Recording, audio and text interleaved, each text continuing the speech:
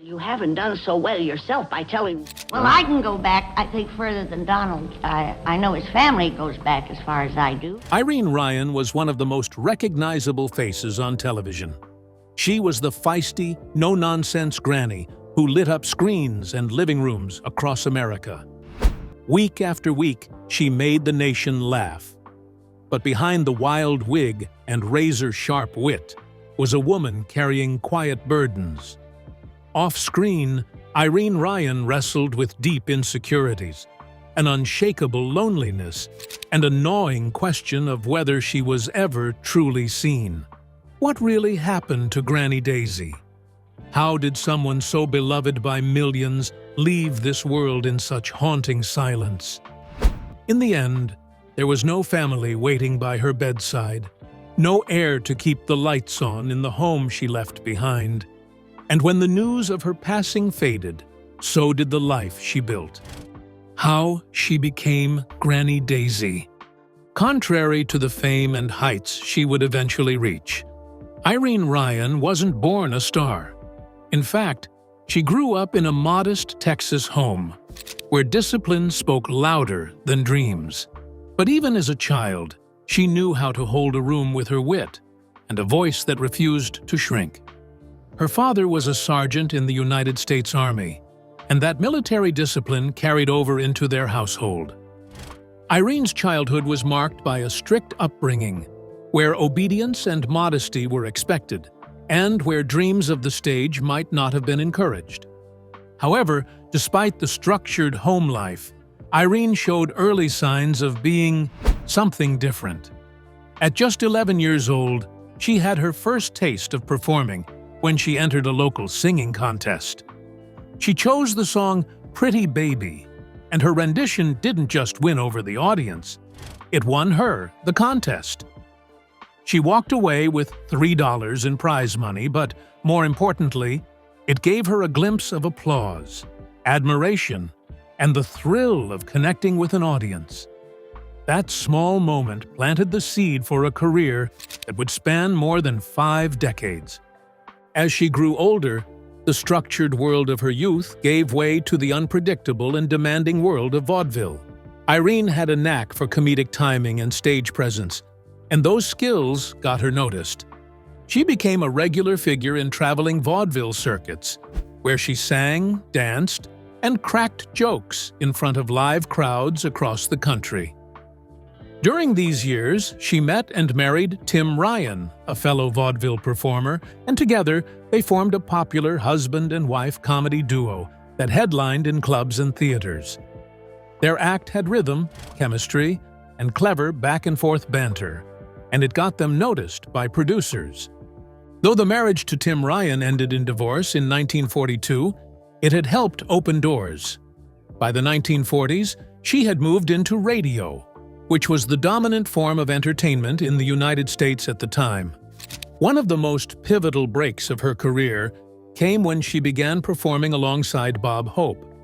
Not only did she join him on several of his tours, entertaining American troops overseas during World War II, but she also became a fixture on his radio show, where her sharp voice and comedic timing stood out even among a star-studded lineup.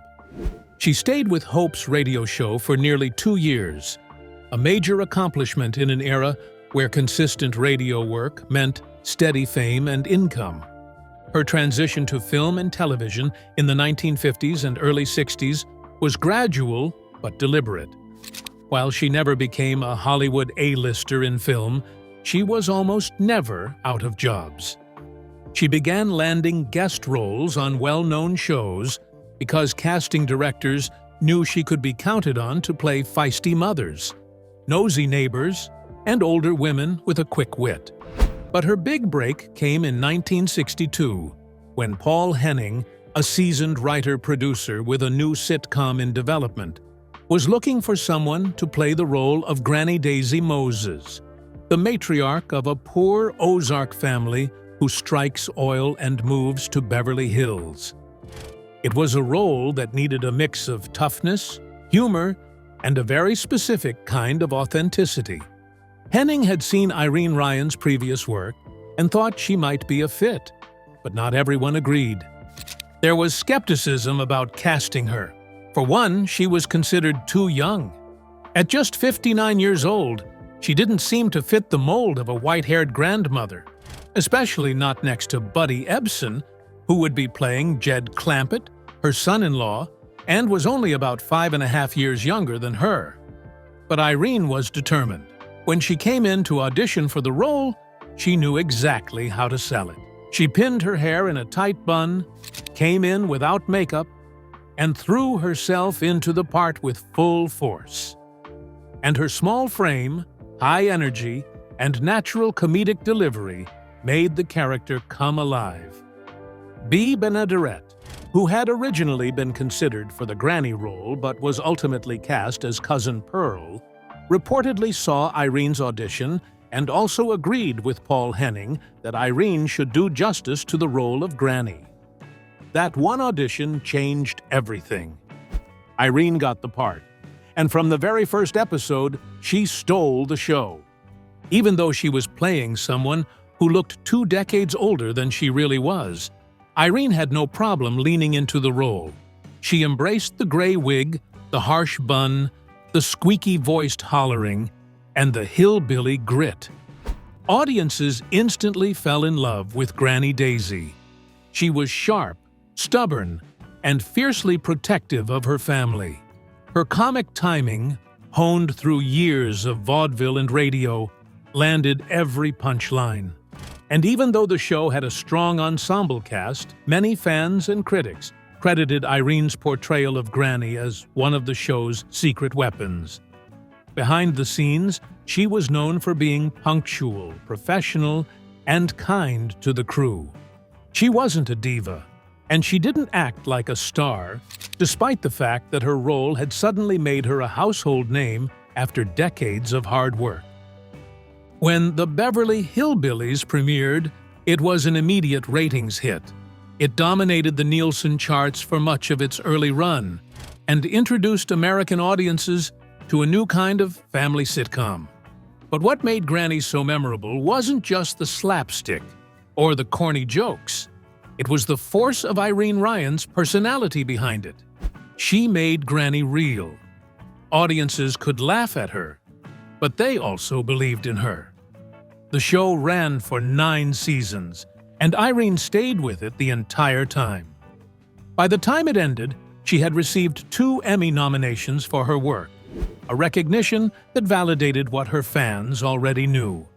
She was one of the best comedic actresses of her generation, even if she hadn't always been treated that way by the industry.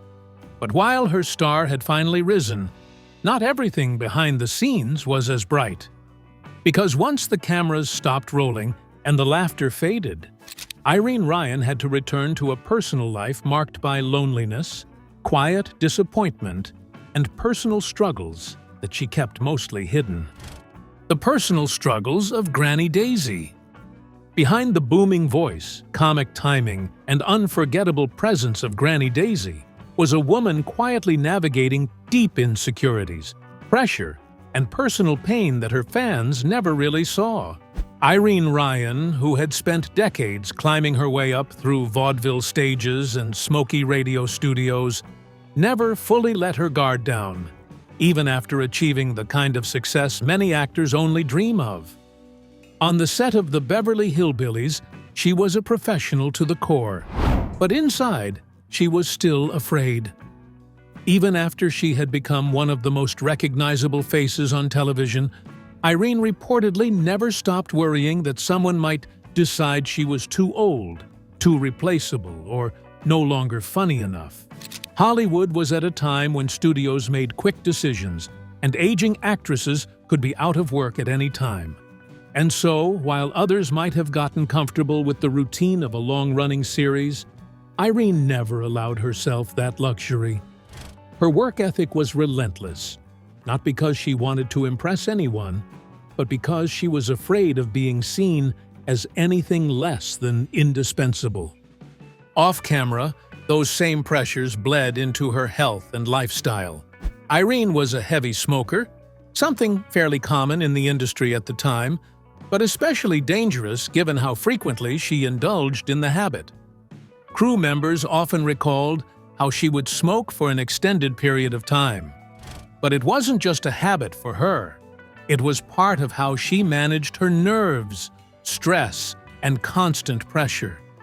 It gave her a break, something to do with her hands, and a way to cope. But it also slowly chipped away at her health over the years. Perhaps the most frustrating challenge Irene faced was the trap of typecasting. Playing Granny made Irene Ryan famous, but it also boxed her in.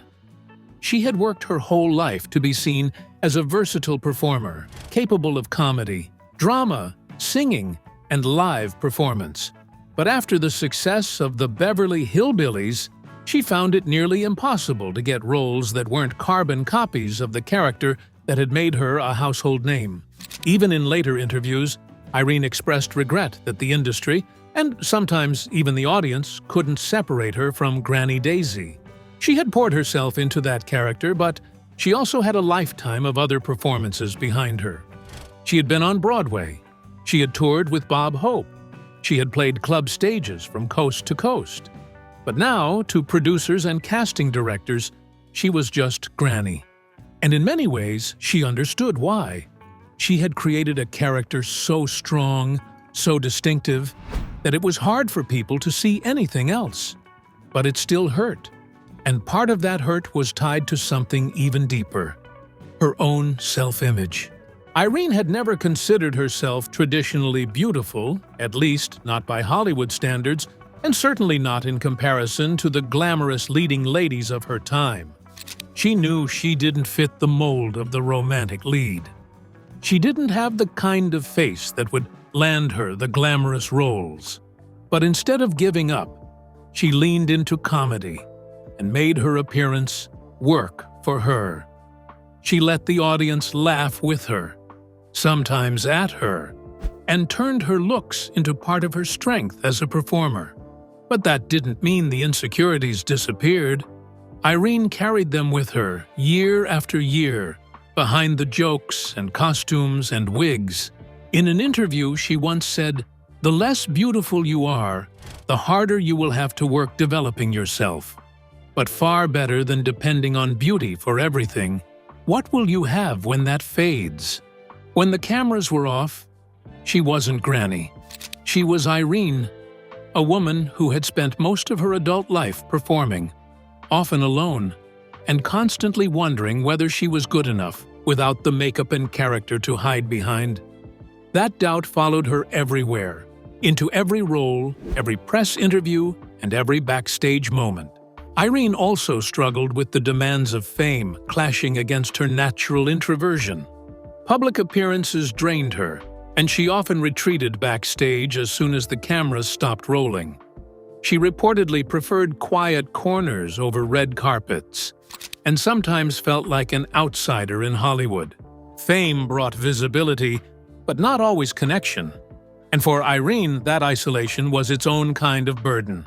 Still, Irene never let any of this show on set. For someone who made millions laugh, she lived with a surprising amount of personal tension, and although they didn't define her, they shaped how she moved through fame. But there was one area of her life where that emotional weight was especially clear, and that was her love life. Love life and loneliness. For all the energy Irene Ryan poured into her career, her personal life often felt like an unresolved story, marked by failed marriages, emotional distance, and a quiet kind of loneliness that never quite left her. Her first marriage was to fellow vaudeville performer Tim Ryan. They married in 1922, when she was still in her early 20s and building her name in live entertainment. Their relationship was built as much on their shared professional life as it was on romance. As a comedy duo, they toured, performed, and developed routines that were popular with live audiences. But behind the stage chemistry, the marriage was far from perfect. After over 20 years together, the couple divorced in 1943. There were no children from the marriage, And though the romantic bond ended, they didn't completely cut ties but continued working together on occasion, maintaining a professional relationship even after the personal one had dissolved. For Irene, it was a clear example of how she often prioritized the job over emotional closure. If a partnership worked on stage, she wouldn't walk away from it just because things didn't work out off stage. A few years later, in 1946, she married Harold Knox, a man outside the spotlight. He worked behind the scenes in film production, a different world from the one Irene had spent her life navigating. At first, it seemed like a break from the showbiz dynamics of her first marriage. But that union, too, failed to last. They divorced in 1961, once again with no children and little public drama. After that second divorce, Irene Ryan never remarried. And in the decades that followed, there were no known long-term relationships, public romances, or whispers of engagement or rekindled love. She didn't speak much about it either, not to the press and not to co-stars. If she felt sadness about being alone, she never made it anyone else's burden. People close to her have suggested that she simply poured everything she had into her work. Performing gave her structure and identity. It gave her purpose, but it also meant that she often ended up alone after the curtain closed. She didn't have a spouse waiting at home or children to check in with. She had her scripts, her schedule, and eventually, her silence. Though she was often surrounded by castmates and industry colleagues, Irene's personal life remained curiously quiet in her final decades. Friends described her as warm but guarded, someone who poured everything into her work and kept her heart carefully protected. But behind the scenes, there was a loneliness that lingered, a quiet ache that not even the applause could drown out. Whether that solitude was a choice or simply what remained after two failed marriages is hard to say.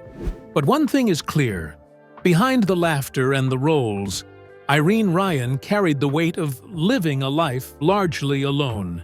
And this fact would take on even more significance as her health began to fail, and the final chapter of her life quietly began. The final days and tragic passing. By the early 1970s, Irene Ryan had quietly slipped into a different phase of her career. Though the Beverly Hillbillies had wrapped in 1971, she wasn't ready to slow down. She had spent her entire adult life performing, and the idea of retirement simply didn't fit her personality. She was 70 but still active, sharp, and eager to work. In fact, when the opportunity came to perform on Broadway, she saw it as a way to prove she still had more to give. That opportunity came with the hit musical Pippin, one of the biggest Broadway productions of the time. Irene was cast as Berthe, the grandmother, a role that, while small, included one of the show's most memorable musical numbers, No Time at All. The number required charm, humor, and presence, qualities Irene had in abundance.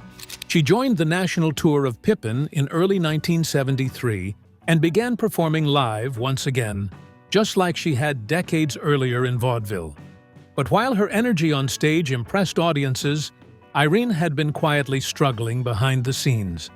She had been feeling unusually tired, dealing with headaches, and occasionally experiencing confusion. Friends noticed, but Irene, ever the professional, kept brushing it off, refusing to let anyone think she wasn't up to the task. Unfortunately, on March 10, 1973, while performing in Washington, D.C., Irene suddenly collapsed on stage mid-performance. It happened during the middle of the show, shocking the cast and audience.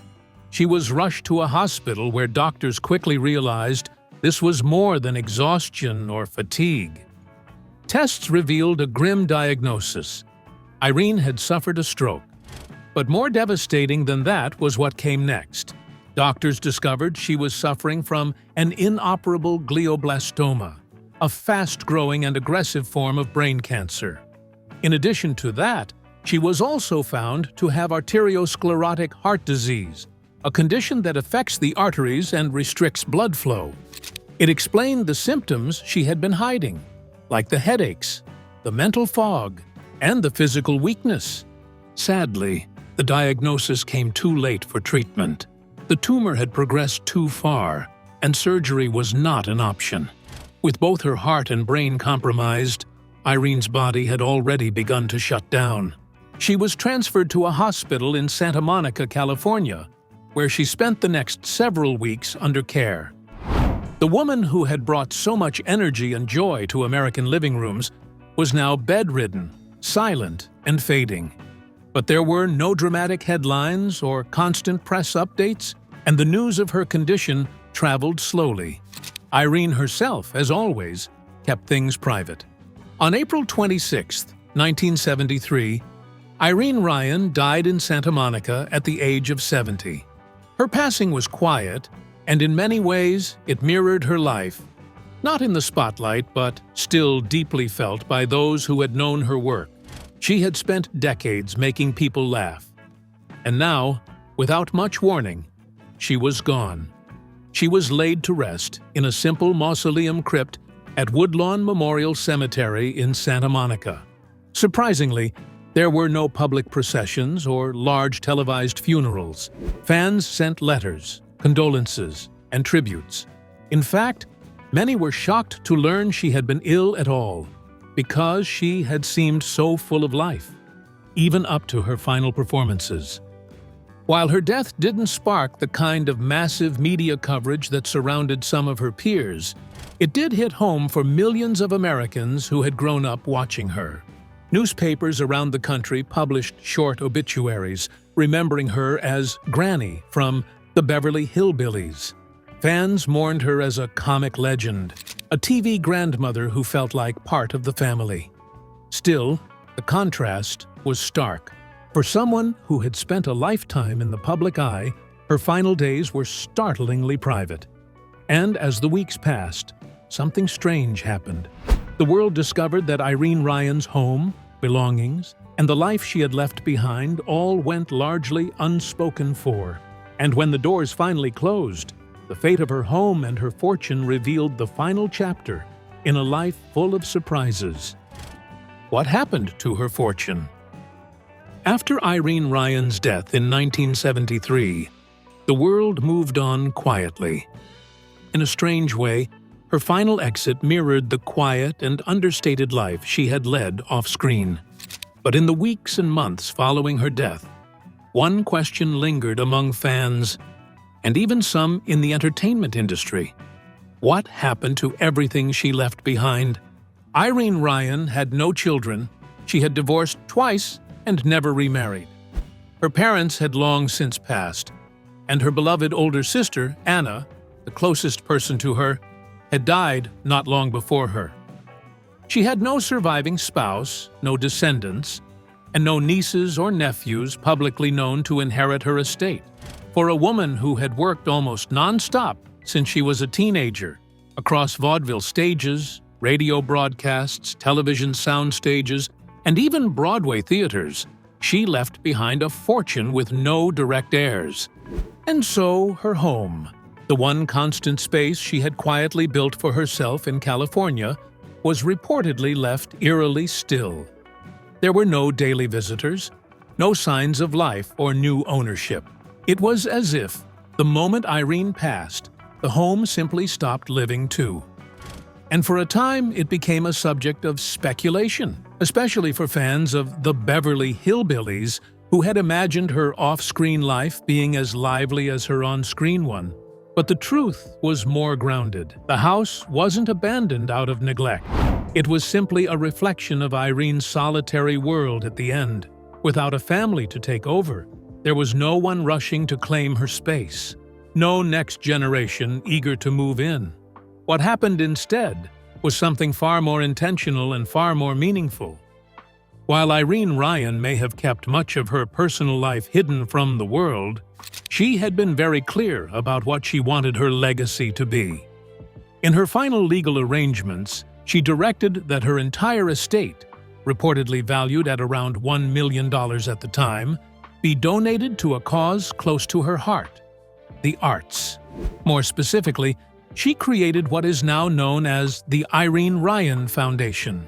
Instead of passing on her wealth to private beneficiaries, Irene chose to give it all away to students, to performers, and to young actors who dreamed of doing what she had spent her whole life doing. This was a deeply emotional gesture from one performer to the next generation of artists. The cornerstone of this decision became the Irene Ryan Acting Scholarship, which continues to be awarded annually through the Kennedy Center American College Theater Festival. The program supports student actors from across the United States, helping them cover tuition, further their training, and access opportunities in the theater world that might otherwise be out of reach. Since its creation, thousands of college students have benefited from Irene's decision. Some have gone on to become professional actors, while others used the scholarship to finish their degrees or pursue careers behind the scenes. Many of them never watched the Beverly Hillbillies, and even fewer knew the full story of the woman who made it all possible. But her name lives on in their applications, in their workshops, and in the programs and festivals that continue to bear her name more than 50 years after her passing. It was a fitting legacy for someone who, deep down, never really wanted to stop performing. Even in her 70s, Irene was still taking roles, still learning lines, still showing up backstage long after her scenes were done. During the national tour of Pippin, where she played the grandmother character, Berta, Irene had no requirement to stay once her number was finished. She could have gone home, but she often stayed with the crew and younger cast members, sitting in the wings or chatting backstage, watching the rest of the show unfold. And that wasn't new for her. From vaudeville days to her time on Bob Hope's radio shows to her Emmy-nominated run on television, Irene had always treated performance as a craft, not just a job. That mindset followed her into her philanthropy. She didn't just leave behind money. She left behind a system that gave others a path to do what she loved, even if they came from nothing. What most people didn't see was how much Irene Ryan actually needed the spotlight, not just for the fame or the paycheck, but because it gave her purpose. She wasn't someone who could sit still in retirement or fade gracefully into obscurity. Off camera, she was often restless, scanning scripts, chasing roles that never came, or worse, roles that were just more of the same. The industry had frozen her in time, casting her forever as the feisty grandmother, never as the woman behind her. Her wealth, while modest by Hollywood standards, had been carefully built over decades. She had earned money through multiple income streams: her regular salary from the Beverly Hillbillies, earlier work in radio and vaudeville, Broadway stage performances, and paid appearances in Las Vegas. She had also invested in real estate and other assets, ensuring her financial independence well into old age. Her house was eventually handled through her foundation and legal representatives. The eerie silence surrounding it, which sparked speculation at the time, had more to do with the absence of family than with any neglect. In the end, it wasn't haunted by sadness. It was simply waiting, like everything else Irene left behind, to be quietly sorted out. And in that silence, there's a kind of poetic symmetry. Irene Ryan had spent her life in front of audiences, making people laugh, bringing characters to life, and performing on every kind of stage. But when she was gone, she didn't ask for applause. She didn't leave behind a shrine to herself or demand posthumous tributes. She left something more valuable, a gift for others. Although she never had children of her own, in a way, she chose to invest in the children of the future, performers she would never meet, whose stories were just beginning. So while the world may remember her as the loud, fiery, and unforgettable Granny Daisy, the real Irene Ryan left behind something far more enduring, a quiet, powerful legacy that still shapes lives today. And in the end, she didn't need a packed funeral or a final curtain call to be remembered, because her greatest performance lives on in every young actor chasing a dream, just like she once did. What's your favorite memory of Irene Ryan? Drop your answers in the comment section below. If you enjoyed this video, don't forget to click on the next video on your screen, like this video, and subscribe to our channel for more updates.